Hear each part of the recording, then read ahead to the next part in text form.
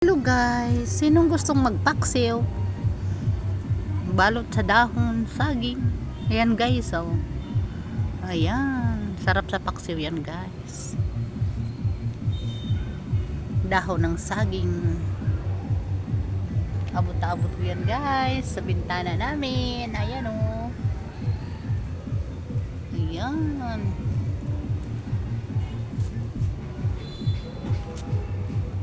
Yung bunga niyan guys, nahinog na.